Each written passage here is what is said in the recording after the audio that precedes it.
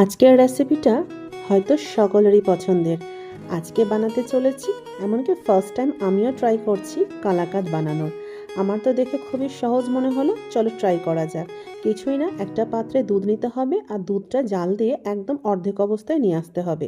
এরকম যখন রেডি হয়ে যাবে তখন গ্রেট করে রাখা পনিরটা দুধের মধ্যে অ্যাড করে আরও ভালো করে কিছুক্ষণ ধরে নাড়াচাড়া করতে হবে। এরপরে আমরা গুঁড়ো দুধ অ্যাড করব আর সাথে অ্যাড করব হচ্ছে পরিমাণ মতো চিনি, আর সাথে অবশ্যই এলাচের পাউডারটা অ্যাড করতে হবে। তারপরে এই মিশ্রণটা কিছুক্ষণ ধরে নাড়াচাড়া করতে হবে যতক্ষণ না এটা একদম ঠিক হয়ে যায় আর দুধের পরিমাণটা একদম শুকিয়ে আসে। এরপর একটা পাত্রে ঘি মাখিয়ে নিয়ে এই মিশ্রণটা আস্তে আস্তে করে ঢেলে দিতে হবে আর সুন্দর করে সেট করে নিতে হবে। এরপরে আমরা কিছুক্ষণ এটাকে রেফ্রিজারেটরে সেট করতে দেব, মানে 3 থেকে 4 ঘন্টা। আর হ্যাঁ, অবশ্যই যে আমরা পেস্তাটা কুচো করে রেখেছিলাম সেটা আমরা এর উপরে ছাড়িয়ে দেব।